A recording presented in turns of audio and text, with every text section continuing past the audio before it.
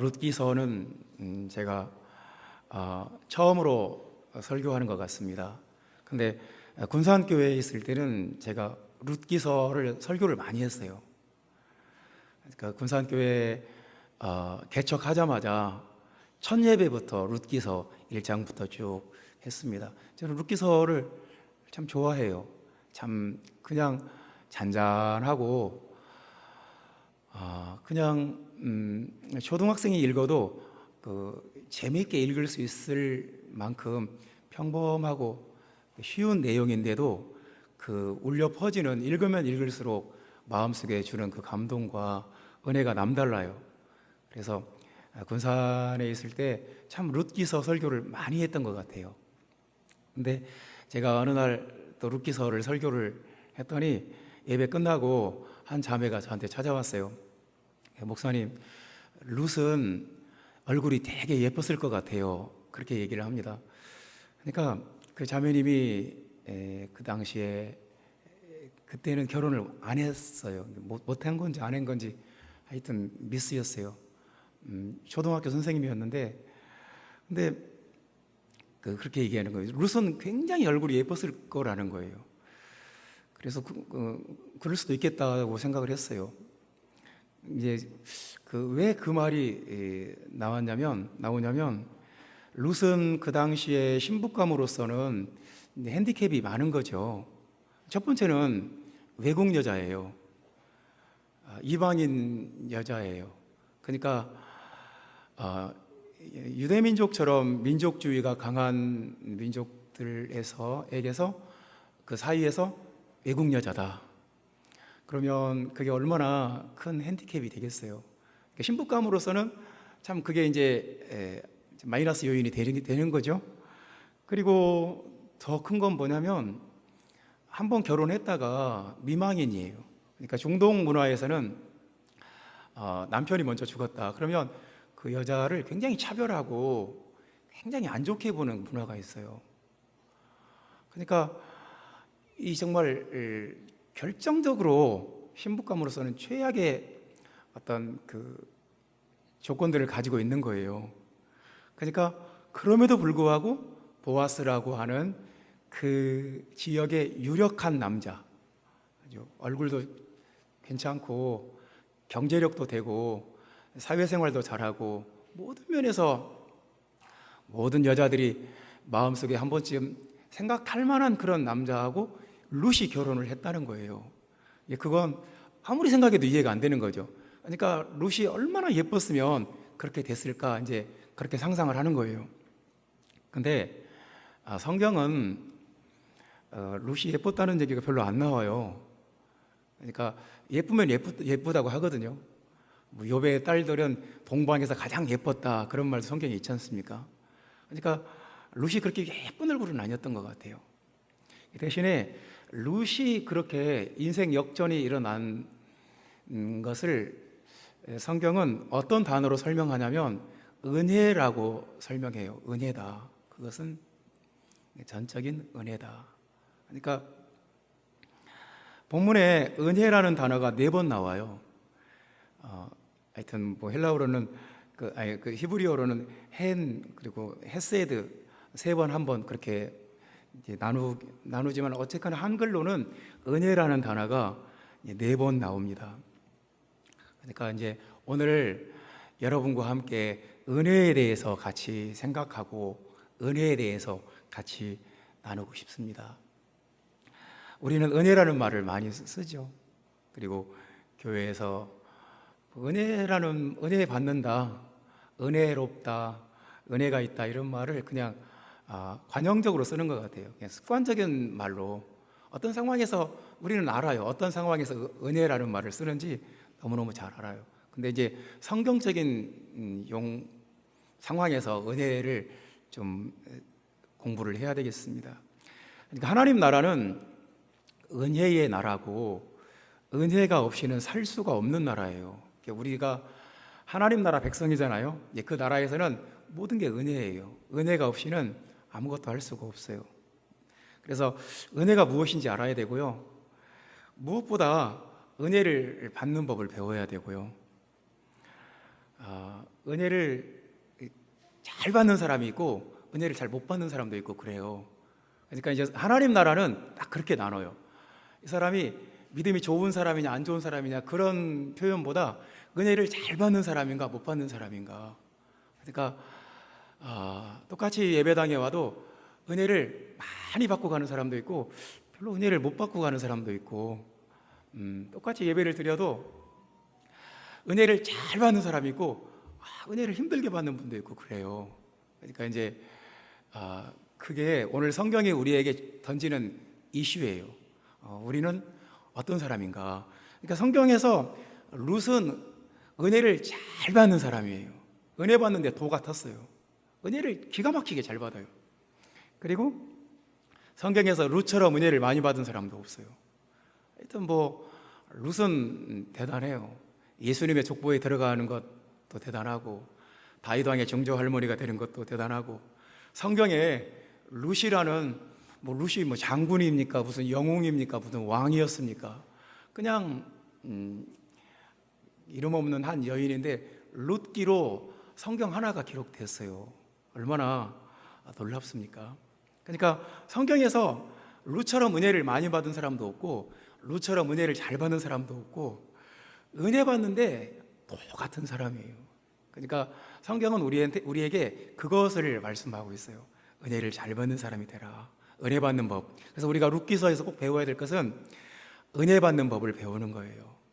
우리가 참 그런 것 같아요. 세상의 어떤 것들은 잘 받아들여요. 세상에 죄악된 것들이나 세상의 어떤 탐욕이나 세상의 우상들이나 잘 받아들여요. 근데 이상하게 하나님의 은혜에 대해서, 하나님의 말씀에 대해서, 하나님의 성령에 대해서는 그렇게 좀 힘들게 받는 것 같아요. 근데 우리가 하나님의 은혜를 잘 받는, 하나님의 은혜에 대해서 사모하는, 하나님의 은혜에 대해서 간절한 참 그래서 하나님의 은혜를 스펀지가 물을 빨아들이듯이 그냥 쏙쏙 빨아들이는 참 그런 신앙이, 그런 모습이 우리에게 필요하지 않을까요? 은혜를 받으면 다 좋아요. 오늘 본문에 보면 은혜를 받으면 보답해 주신다고 말해요. 은혜를 받으면 하나님이 보답해 주신다. 내가 하나님 앞에 내가 또 그 세상에 살면서 선하게 살고 바르게 산 것에 대해서 하나님께서 보답해 주신다. 또 온전한 상을 주신다는 말도 있어요. 은혜를 받으면 하나님이 모든 사람들 앞에서 상을 딱 줘버려요. 모범상, 아주 우수상, 아주 금상, 대상. 하나님이 모든 사람들 앞에서 상을 딱 주세요. 그리고 은혜를 받으면 위로를 받아요. 하나님이 우리 세상에서 힘들고 상한 마음을 위로해 주세요.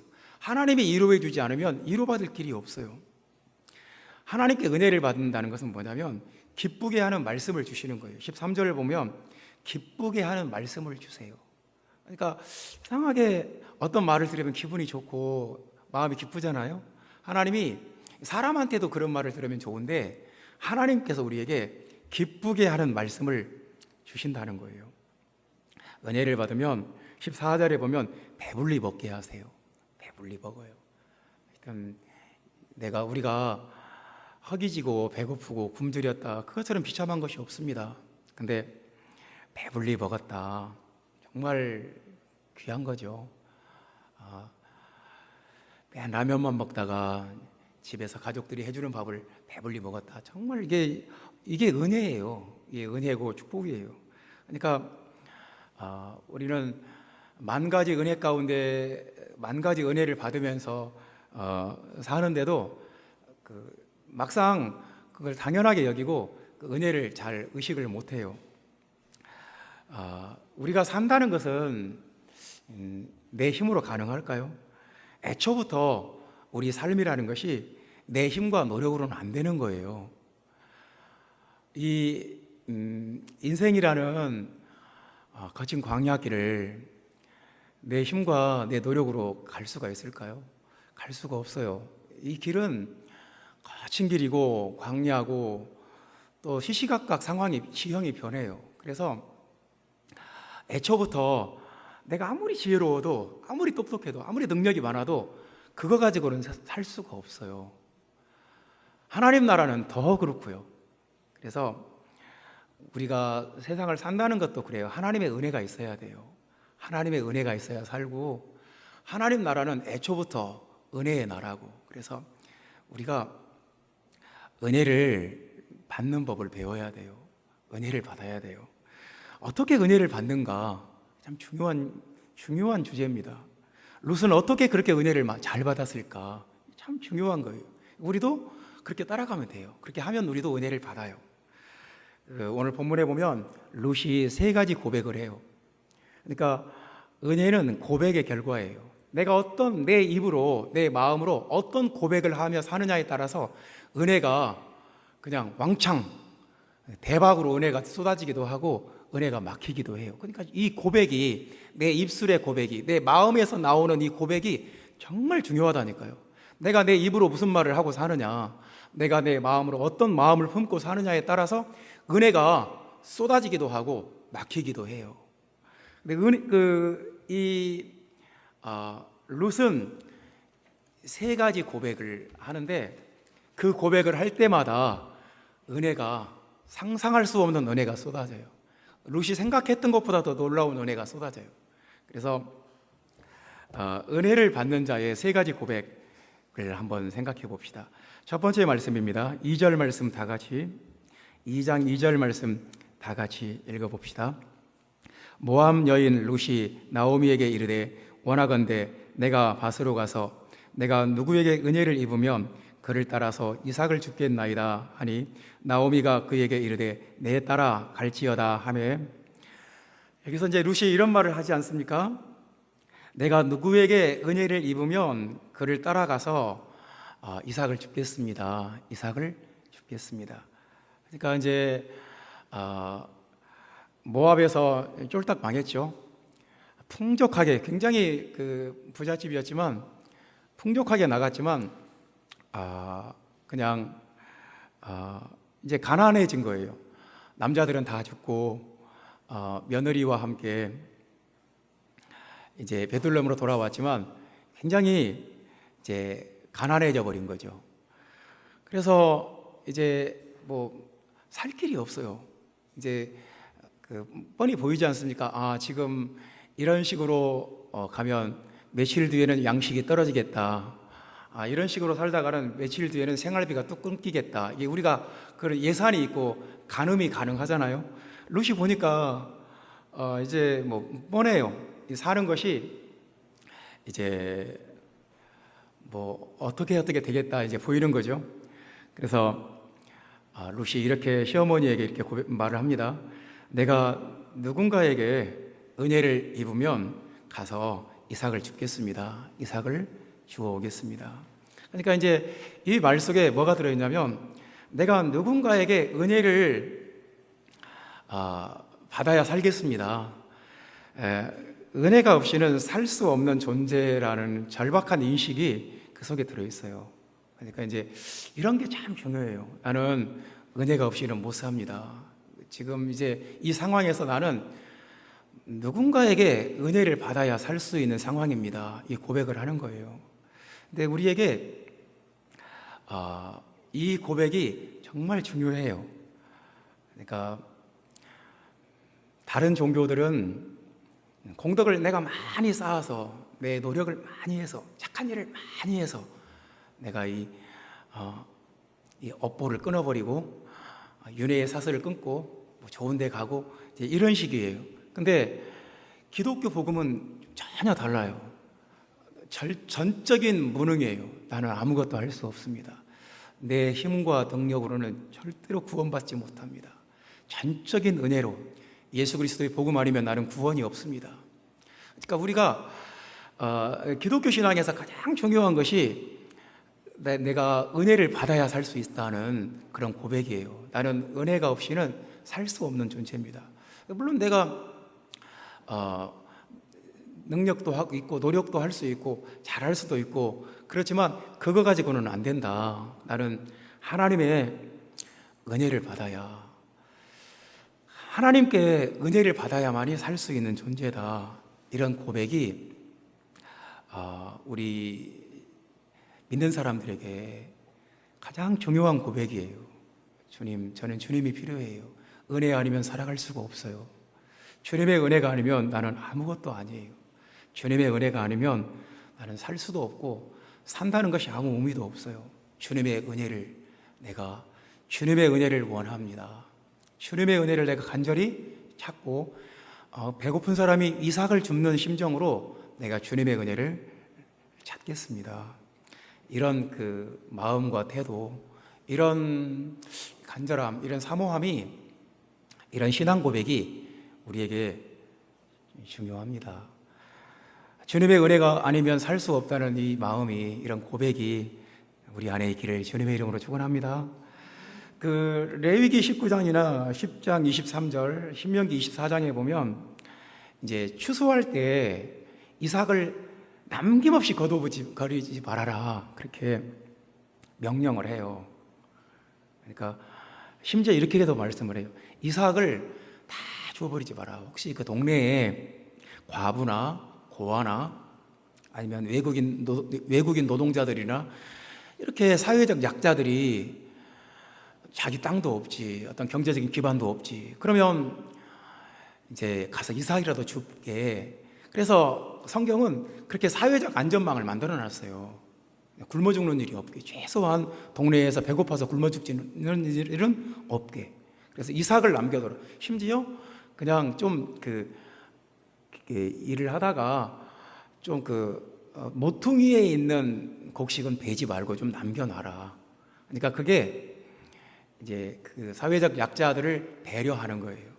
그러면 이제 그 지역에 경제적으로 약한 사람들, 도움이 필요한 사람들은 다른 사람들이 없을 때 가서 그걸 걷어다가 자기 식량으로 그걸 가지고 먹고 사는 거예요.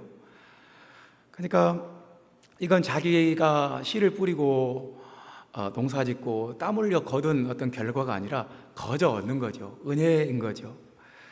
이 이삭을 줍다라는 말이 본문에 11번 나오는 말인데요. 이삭을 가서 줍는 거, 이거 은혜예요. 이삭을 줍는다, 이삭을 걷어들인다, 이건 은혜예요. 은혜. 내가 노력해서 걷는 게 아니에요. 하나님께서 이렇게 은혜를 베풀고 살라고 명령을 했어요.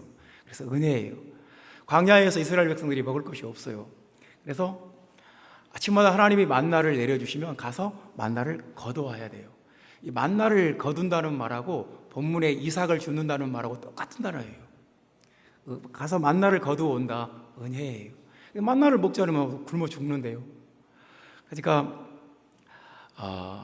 우리는 내가 이 이삭이 없으면 살 수 없다, 인정해야 돼요. 나는 이 하나님께서 주시는 만나가 없이는 살 수 없다, 인정해야 돼요. 그리고 주님의 은혜를, 이삭을 줍는 심정으로, 이스라엘 백성들이 만나를 거두어오는 그 심정으로 주님의 은혜를 찾고 사모하고 그것에 대한 고백이 우리에게 있어야 되는 거예요. 참 성경에서 예수님이 가장 힘들어한 사람들, 그러니까 예수님이 좀 이런 사람들은 좀 답이 없다, 예수님이 되게 힘들어했던 사람들이 있었어요. 그러니까 어떻게 해도 이 사람들은 답이 없는 거예요. 그러니까 예수님의 의도와 예수님의 그 말씀에 잘 따라와서 효과를 보는 사람, 해결을 보는 사람, 치료를 받는 사람, 배불리 먹는 사람도 있는 반면에 어떻게 해든지 예수님의 그 의도와 예수님의 그 말씀을 그냥 미꾸라지처럼 빠져나가는 사람도 있어요. 어떻게 예수님이 아무리 은혜를 베풀려고 해도 이리 빠져나가고 저리 빠져나가 버리는 사람이 있어요. 참 희한하죠. 어떤 사람들이 예수님에게는 참 힘든 사람이었냐면 나는 은혜가 필요 없다는 사람이에요. 나는 은혜가 필요하지 않다. 그러니까 이제 예수님이 누가복음 18장 10절 말씀에 보면 이제 이런 비유의 말씀을 하세요. 두 사람이 성전에 기도하러 왔어요. 한 사람은 세리예요. 이 사람은 성전에 들어오면서부터 울어요. 자기가 얼마나 죄인인지. 그래서 성전 앞에까지 못 나오고 맨 뒤에 서서 고개를 쳐들지도 못해요. 엎드려서 주여 나를 불쌍히 여기소서. 나는 죄인입니다. 나는 주님의 긍휼과 자비가 필요합니다. 주님의 은혜가 필요합니다. 그렇게 주님의 은혜를 구해요. 고백을 해요. 자기가 하나님의 은혜가 필요하다는 것을, 은혜를 받아야 살 수 있다는 것을 고백을 해요. 근데 바리새인은 그렇지 않습니다. 바리새인은 딱 들어와서 맨 앞에 와서 손을 딱 들어요. 나는 저런 토색하는 죄인과 같지 않음을 감사합니다. 나는 율법을 잘 지켰음을 감사합니다. 나는 11조와 나는 일주일에 2번 금식합니다. 나는 자기의 그 의를 계속 나열해요. 나는 이것을 했고 저것을 했고 저것을 했고. 이 주님의 은혜가 필요가 없는 거예요. 이게 하나님 나라에서 가장 그 은혜 받기 힘든 사람이 이런 사람들이에요. 이런 사람들은 하나님의 은혜가 폭포수처럼 쏟아져도 어떻게 해서든지 빠져나가 버려요. 참 희한하게 빠져나가요. 어떻게 해서든지 은혜를 빠져나가고 은혜를 거부해 버려요. 그러면 그 하나님의 나라가 그 사람에게 임할 수가 없는 거죠. 그러니까 룻은 자신의 상황을 인지했고, 내가 하나님의 은혜가 없이는 못 살겠구나. 그리고 그렇게 말하는 거예요. 내가 가서 누군가에게 은혜를 받으면 이삭을 줍겠습니다. 은혜를 받는다는 것은 이삭을 줍는 거예요. 그러니까 오늘 또 말씀을 들으면서 자기에게 꼭 필요한 어떤 이삭을 줍는 그런 적극적인 마음이 있어야 돼요. 이삭을 줘야 돼요. 그러니까 저는 설교자로서 평생을 살았는데요, 설교하면서 신기한 게 그거예요. 그 은혜 받는 그 포인트가 다 달라요. 그러니까 어떨 때는 피드백을 받으면 내가 이 설교할 때 이 말을 할까 말까 한 그 말이 결정적으로 은혜가 되더라고요. 그러니까 참 예측할 수가 없어요. 어느 포인트에서 은혜를 받을지 전혀 예상할 수가 없어요. 각자 자기 이삭을 주어가는 거예요. 형제자매 여러분, 세상을 내 힘으로 산다, 내 의와 내 공로와 내 능력으로 살아갈 수 있다, 이건 절대로 성경적인 생각이 아닙니다. 내 삶은 전적인 은혜다. 지금까지도 은혜로 살아왔고 앞으로도 은혜가 있어야 산다. 그래서 하나님의 은혜를 간절히 찾는 사람, 하나님의 은혜를 받아야 살겠다고 고백하는 사람, 이 고백이 은혜 받는 열쇠예요. 주님의 은혜를 간절히 원합니다. 제가 어렸을 때는 참 재미가 없었어요. 집에 TV도 흑백 TV였고요. 그나마 방송사가 2개인가 밖에 없었어요. MBC하고 KBS 2개밖에 없었던 것 같아요. 그리고 정규 방송이 그냥 하루 종일 하는 방송이 아니었어요. 그러니까 그때 인터넷이 있었겠어요? 뭐가 있었겠어요? 교회 가면 그게 재밌었어요. 교회 가면 정말 너무너무 재밌어요.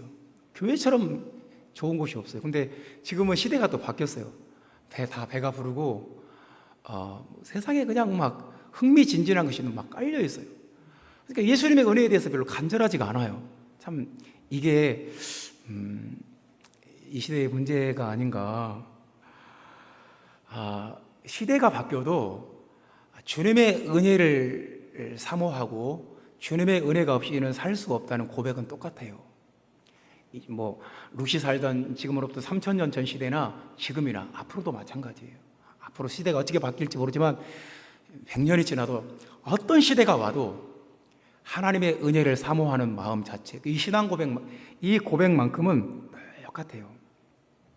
형제자매 여러분, 하나님의 은혜가 없이는 나는 살 수 없습니다. 나는 하나님의 은혜를 꼭 받아야겠습니다. 그런 고백이 우리에게 있기를 간절히 원합니다. 은혜 받는 자의 고백 두 번째는 10절 말씀 보겠습니다. 우리 10절 말씀 다 같이 읽어봅시다.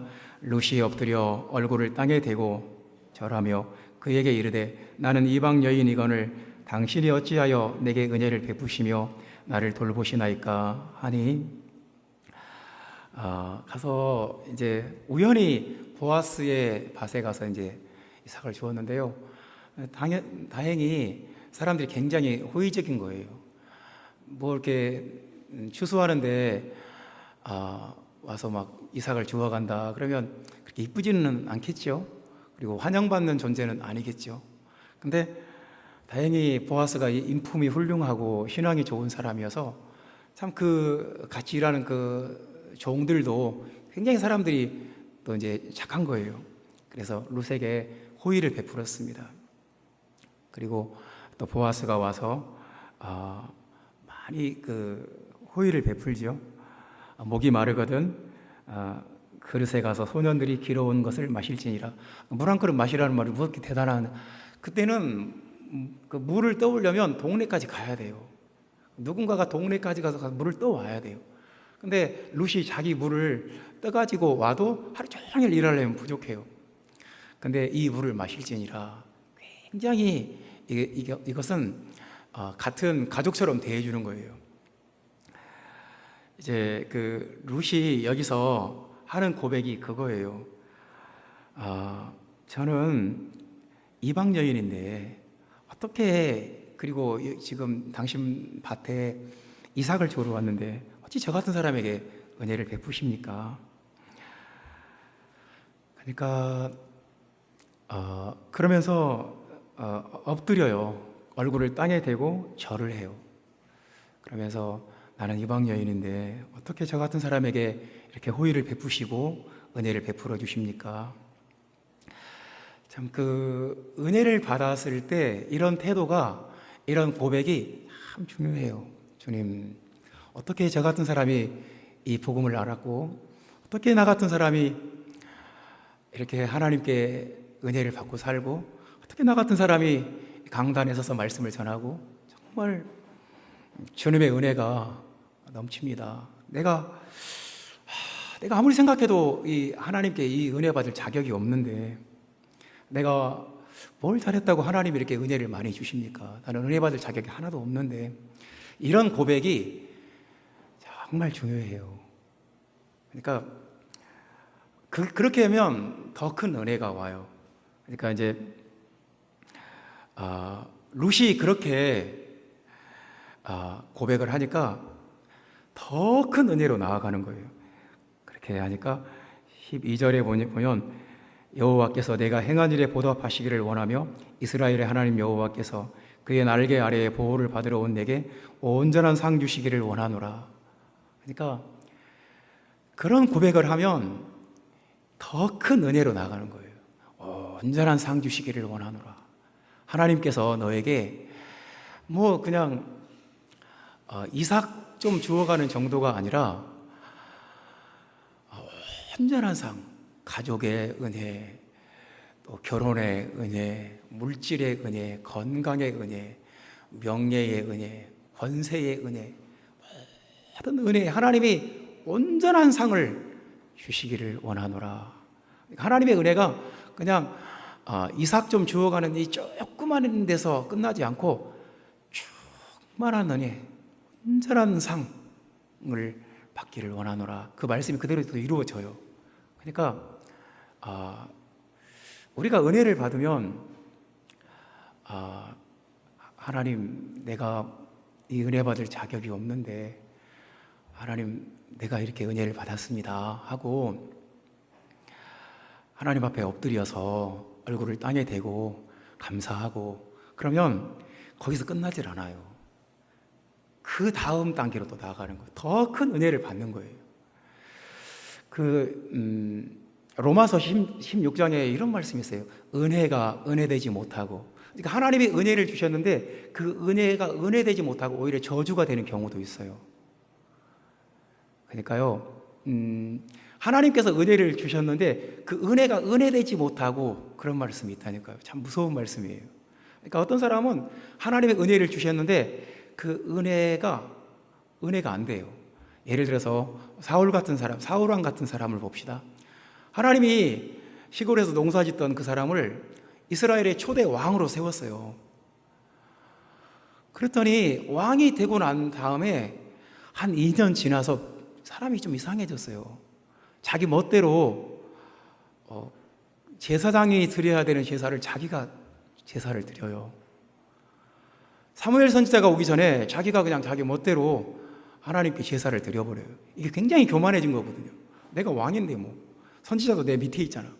이런 식이에요. 그냥 하나님이 아말렉을 진멸하라고 명령해도 자기 멋대로 해석을 해버려요. 가서 좋은 것들은 다 남겨가지고 오는 거예요. 그러면서 그럴싸하게 포장을 해요. 하나님께 제사 드리고 싶어서 이 좋은 양들, 이 송아지들 하나님께 제물로 바치려고 가져왔다고. 사실은 자기 욕심인데. 그러니까 차라리 사울은 왕이 안 됐어야 돼요. 하나님이 그에게 은혜를 베풀어 주셔서 이스라엘의 초대 왕이 되게 하니까 그게 그에게 은혜되지 못하고 오히려 그것 때문에 사람이 이상해졌어요. 그리고 나중에는 악령이 들었어요. 그래서 막 다윗을 죽이려고 막 그 악령에 사로잡혀가지고 악령에 시달리는 거예요. 그러니까 그런 경우에는 은혜가 되지 못한 거예요. 그러니까 우리가 은혜를 받았을 때 참 이 룻의 고백이 정말 중요해요. 내가 은혜를 받았어요. 막 형통해지고 사람들이 나를 존경하고 나를 부러워하고 나를 막 좋아해요. 참 내가 막 높아졌어요. 그러면 하나님께 이 고백을 꼭 해야 돼요. 하나님, 내가 무엇이간데 내게 은혜를 베푸시고 나를 기억하시고 나를 돌보십니까? 내가 뭔데 내 기도를 들어주십니까? 나는 은혜 받을 자격이 하나도 없습니다. 그러면 하나님이 그 은혜 위에 더 큰 은혜를 주시는 거죠. 우리가 이 신앙 고백이 우리에게 반드시 필요해요. 형제자매 여러분, 우리에게 이런 마음과 이런 신앙 고백이 반드시 일어나게 되기를 예수님의 이름으로 축원합니다. 그렇게 고백하세요. 주님, 내가 이 은혜 받을 자격이 없습니다. 그런데도 은혜를 주시니 내가 몸둘 바를 모르겠습니다. 정말 내 평생 주님의 은혜 감사하며 살겠습니다. 내게 주신 은혜를 내가 무엇으로 감당하겠습니까? 감사하며 사는 거예요.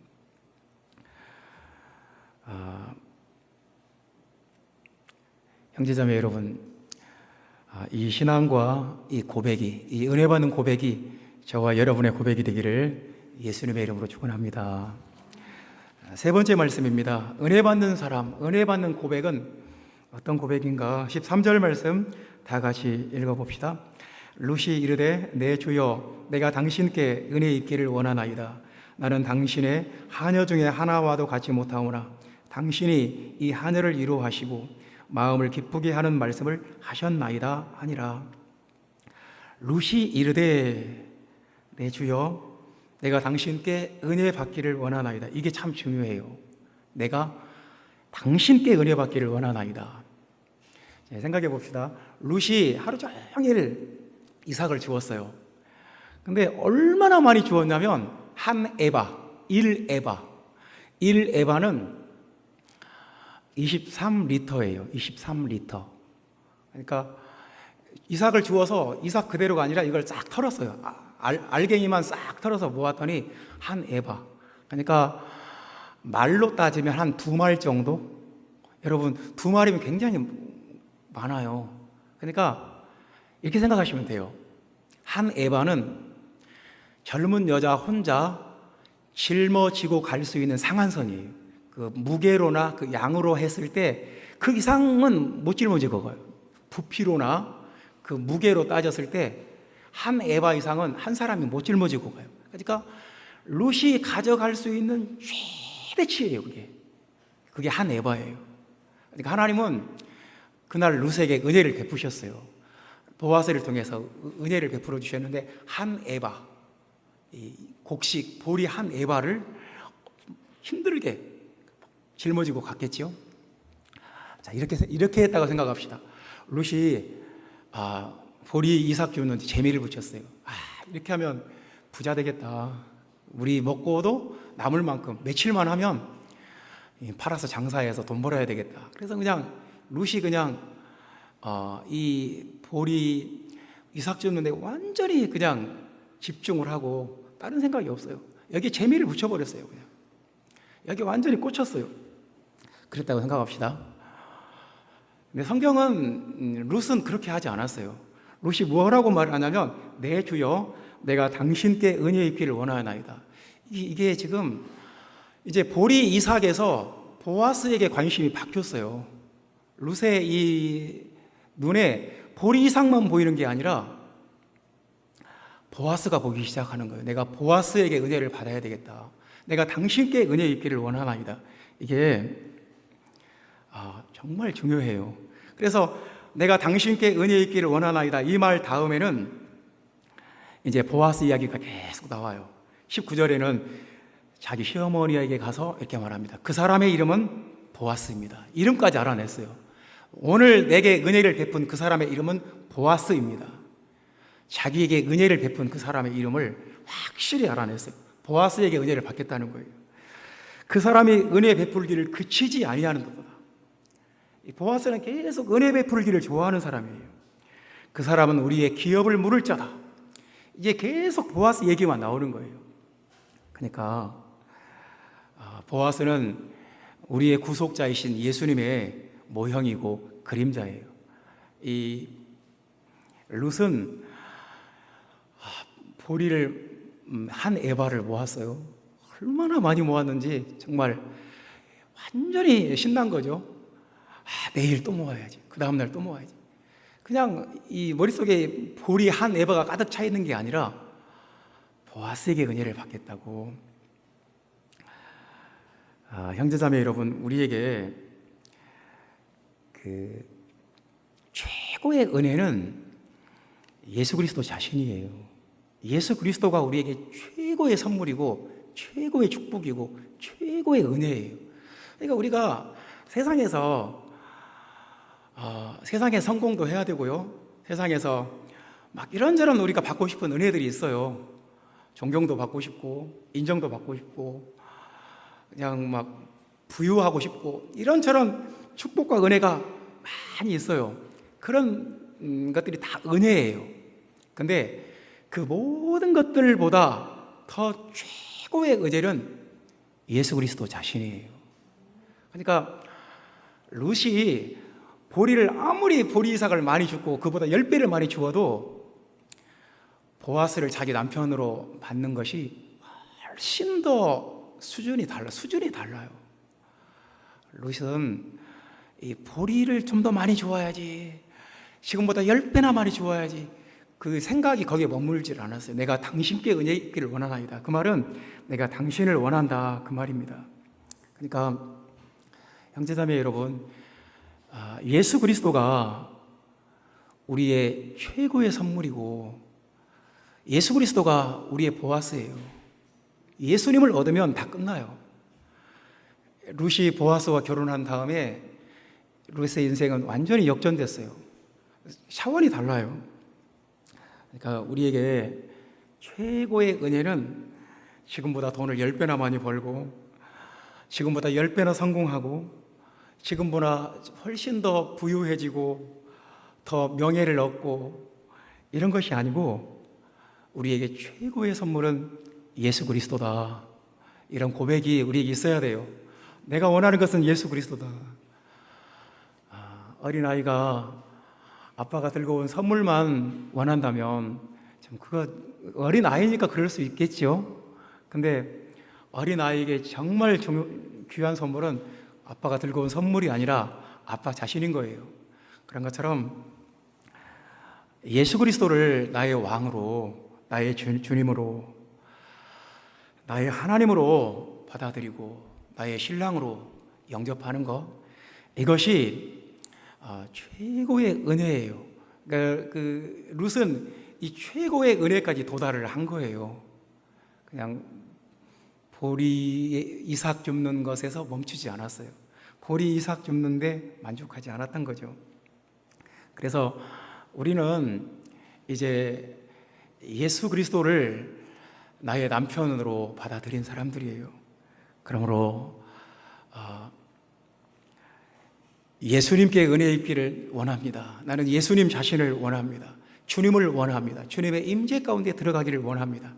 지금보다 더 주님의 임재를 원합니다. 주님의 기름 부음을 원합니다. 성령 충만을 원합니다. 이게 우리에게 있어야 돼요. 하나님, 지금보다 내가 10배나 부자가 되게 해주십시오. 그것도 참 좋아요. 좋은 은혜예요. 근데 그것보다 더 중요한 것은 예수 그리스도를 원한다는 신앙 고백입니다. 은혜를 받는 사람은 이런 고백을 한다는 것입니다. 나는 은혜가 없이는 살 수 없다는 고백, 내 힘과 능력으로는 구원받을 수 없다는, 예수님 없이는 나는 살 수 없다는 이런 고백이 있습니다. 그리고 나는 은혜 받을 자격이 없다는 고백, 나의 나 된 것은 전적인 은혜라는 고백, 엎드려지고 머리를 숙이고 주님께 넘치도록 감사하는 이런 고백. 세 번째는 예수 그리스도가 나에게 최고의 은혜라는 고백. 이 고백이 있으면 우리에게 은혜가 차고 넘치고 우리에게 은혜가 쏟아지는, 은혜가 우리에게 차고 넘칠 줄 믿습니다. 기도하겠습니다. 예수님,